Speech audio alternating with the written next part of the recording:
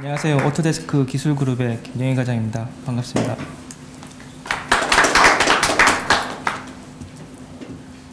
이번 세션에서는 국내외 토목 BIM 동향에 대해서 설명을 드리도록 하겠습니다. 그 아젠다를 보시면 먼저 BIM에 대한 정의를 먼저 설명을 드리고, 그 해외 및 국내 토목 BIM에 대한 동향, 그리고 마지막으로는 그 미국이라든지 일본에서 BIM 관련 솔루션들을 어떻게 사용하고 있는지에 대해서 설명을 드리도록 하겠습니다. 먼저 BIM에 대한 정의를 설명을 드리면은, 그 대부분 보면 3차원 모델링이다, 뭐 레빗이다 이렇게 이해를 하시는 분들이 많은데, 보통 BIM이라고 하면은 그 건설 생애 주기 동안에 발생되는 그 정보들을 그 표준적인 모델 데이터로 관리하고, 스톡홀더들이 이제 필요한 정보를 추출해서 사용할 수 있도록 하는 프로세스라고 할 수 있습니다. 하나의 뭐 모델링이라든지 그런 그 솔루션이 아니고 전체적인 시스템이나 프로세스를 말하는 것입니다. 그 해외 동향에 대해서 보면은 이제 미국 같은 경우는 미국 조달청에서 2006년도 10월부터 그 모든 설계사들이 그 조달 발주된 부분에 대해서 이제 납품을 하는 것을 BIM 기반의 그 IFC 파일로 이제 제출하도록 했고요. IFC 파일이라고 하는 것은 이제 Industry Foundation Classes라고 해서 일반적으로 BIM 솔루션들이 굉장히 많고, 그 저희 오토데스크 하나의 오토데스크 벤더사 경우만 해도 이제 11개 정도의 BIM 솔루션들이 있습니다. 이런 솔루션들이 가지고 있는 여러 가지 그 확장자라든지 이런 것들을 표준화하는 작업이고, 그 나사라든지 국방부 그리고 정부 기관에서는 IFC 기반의 모델을 표준 납품 표준으로 이제 채택을 하고 있습니다.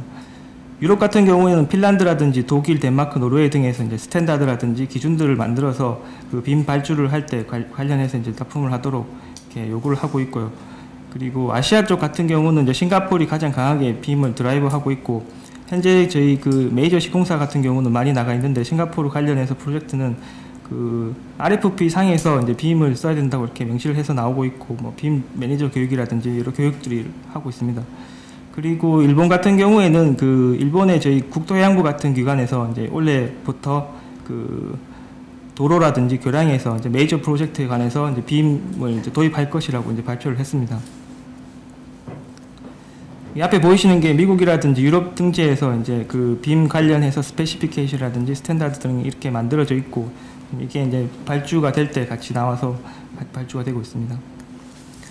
그 다음으로는 매크로힐이라고 시공사인데요. 이거 매년 그 BIM 관련해서 레포트를 이제 내고 있습니다. 이거 건축 같은 경우는 매년 레포트를 내고 있고, 올해는 이제 삼성이랑 같이 해서 그 지난달에 이제 같이 워크숍을 했었고, 그 토목 같은 경우는 가장 최근 이제 올 2월달에 그 발표를 한 건데요. 미국 같은 경우에는 46% 정도의 시공사, 발주처, 설계사에서 BIM을 이제 토목 프로젝트에 적용을 하고 있고, 2년 전 대비를 했을 때 한 2배 정도 증가한 그 어답션 레이트고, 67%의 이제 응답자들이 ROI가 긍정적이라고 대답을 했고요.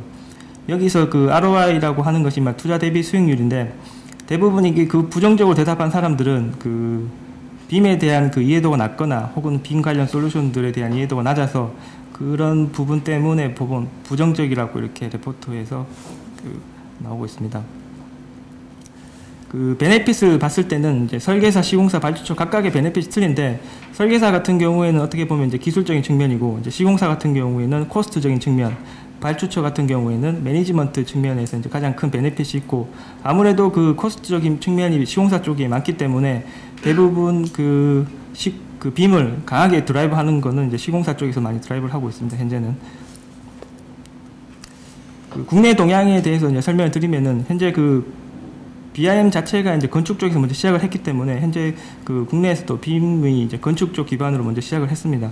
조달청에서 로드맵을 발표를 했는데, 그 내년부터 500억 이상의 턴키 프로젝트에 이제 BIM을 의무화했고, 2016년도에는 뭐 장기적으로 BIM을 시설물에 대해서 모두 적용을 하겠다라고 얘기를 했습니다. 이게 그 건축 쪽에서 이렇게 로드맵이 작성이 됐는데, 그 조달청 발주된 내역을 보면은 이제 굳이 500억이 아니고 현재라도 이제 좀 대형 프로젝트라든지 중요도가 높은 프로젝트 같은 경우는 BIM을 그 적용을 하고 있고, 민간 발주되는 경우에도 이제 BIM이 적용이 되고 있습니다.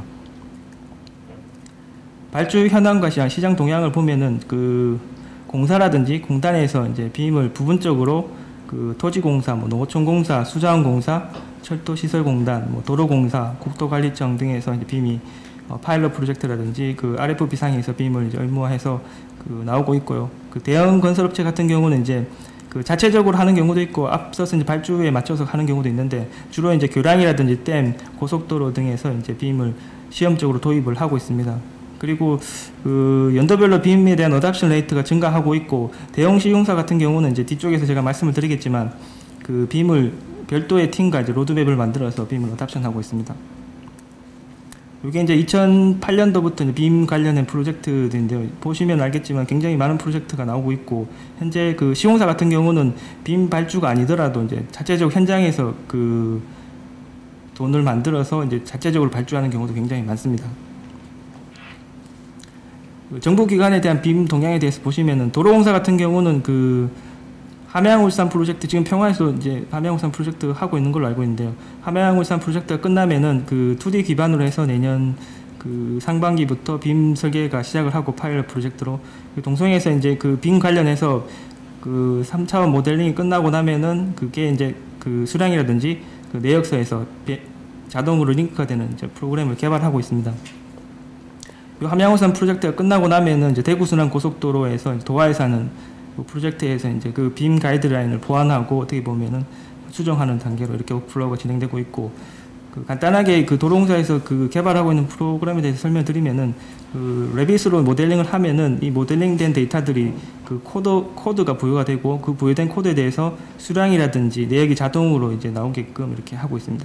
요 같은 경우는 시공사 같은 경우에도 이제 자체적으로 개발한 프로그램들이 있고 시스템 등이 있습니다. 철도공사 같은 경우는 이제 호남고속철도를 이제 시작으로 해서 빔을 도입을 했고요. 그 시각적인 간섭이라든지 5D 공정 시뮬레이션 그리고 그 보통 이제 VDC라고 많이 얘기를 하는데 Virtual Design Construction이라고 가상으로 이제 시공하고 그 디자인하고 시공하는 이제 실제로 시공했을 때 어떤 문제점들을 미리 체킹하는 이런 그 용도로 빔을 많이 도입하고 있고 그 철도공사에서는 계속해서 빔을 확장해서 도입할 것이라고 이렇게 발표를 했었습니다. 수장공사 같은 경우는 댐 프로젝트 위주로 이제 빔을 도입하겠다 했었고 수장공사 같은 경우는 이제 낙동강 그 4대강 프로젝트에서 입찰 안내서에 3차원 시뮬레이션을 의무화하는 그 입찰 안내서에 그 명기를 했었고 그리고 현재는 이제 댐 프로젝트를 시작으로 해서 전사적으로 빔을 도입하겠다라고 이제 발표를 했었습니다. 그 건기형 같은 경우는 이제 아무래도 그 지금 연구 과제를 수행 중에 있는 게 이게 빔이라든지 GIS 기반의 앞서서 말씀을 드렸는데 빔 관련 솔루션들이 굉장히 많고 GIS 같은 경우도 이제 벤더사별로 혹은 그리고 이제 각각 나라별로 가지고 있는 그 GIS 포맷이 틀리고 리소스가 틀리기 때문에 이런 부분들을 어떻게 그 플랫폼을 표준화해서 작성을 하고 그 빔을 어답션 하겠느냐에 대한 그 연구 과제를 수행 중에 있습니다.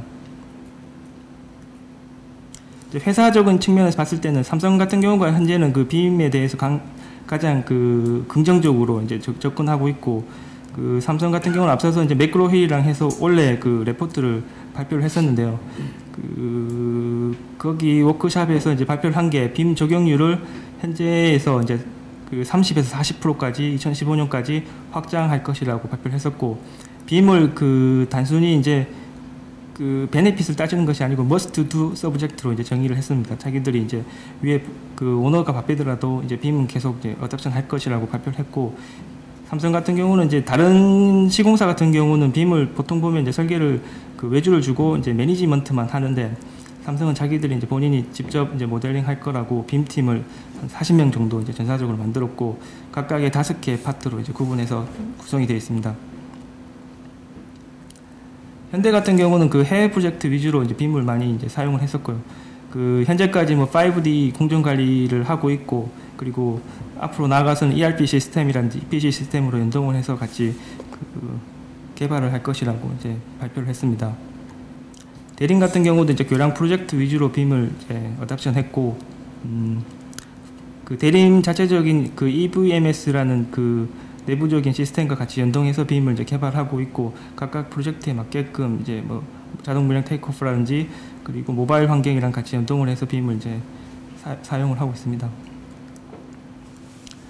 다음 쌍용 같은 경우도 이제 그 자체적으로 웹 기반의 빔 CMIS라는 시공관리 통합 시스템을 만들었고요. 그리고 여기서는 뭐 토공 관리라든지 뭐 가상 안전 관리, 뭐 커뮤니케이션 도구를 활용을 했었고 그 싱가포르라든지 한국 프로젝트에서 이제 이 부분을 활용을 하고 있습니다.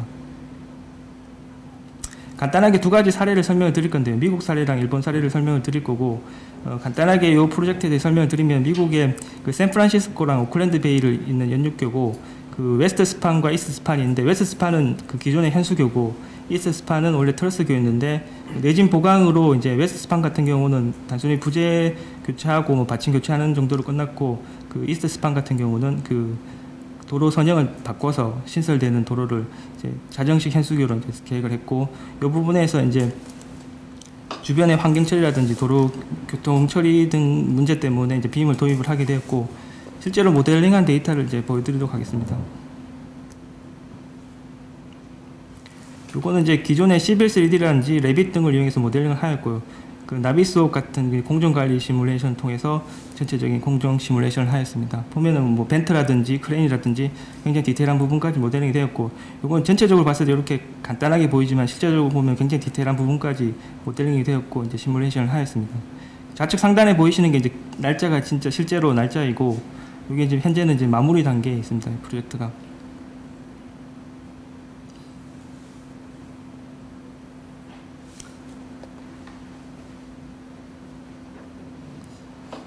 다음으로는 일본에 대한 사례를 보여드릴 건데, 일본 같은 경우는 이제 작년 그 쓰나미로 인해서 그 이와트현의 오츠치초라는 도시가 이제 매몰이 되었는데, 이 매몰된 도시를 이제 복원하는 프로젝트에서 저희 그 오토데스크 인프라스트럭처 모델러라는 솔루션이 사용됐고, 그 가장 큰 그 목적은 일반적인 이제 2D 기반에서 좀 더 이제 그 로드맵을 빨리 작성할 수 있게끔 하기 위해서 저희 솔루션이 사용됐고, 실제로 모델링 데이터를 보여드리고 하면은 이게 뭐 그 보시면 아시겠지만 전체적인 그 모델링이 퀄리티는 그렇게 높진 않은데요.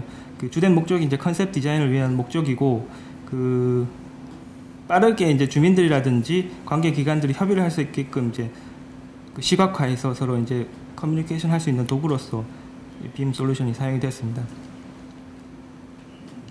그 요 솔루션 같은 경우는 여러 가지 목적으로 이제 사용이 되는데, 일반적으로 뭐 개념 설계는 물론이거나, 그리고 뭐 재난이 발생했을 때 뭐 피난 경로라든지, 아니면은 주거지에서 뭐 오션뷰라든지 뭐 재방동 높이에 따른 여러 가지 환경적인 변화 등의 목적으로 검토를 위해서 이제 사용이 되었습니다.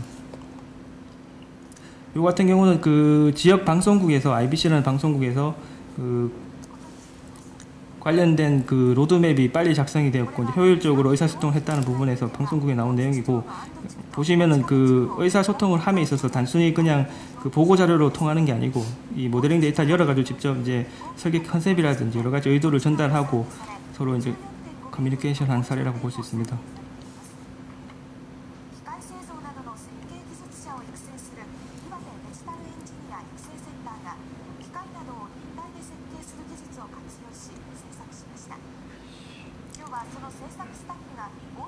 실제로 그 주민 설명회라든지 이쪽에서 할 때도 요 빔 데이터를 관련해서 주민들에게 설명하고, 자기들이 살 지역에 대한 그 어떤 컨디션 같은 경우는 이제 설계 의도를 전달하는 목적으로 또 사용이 되었습니다.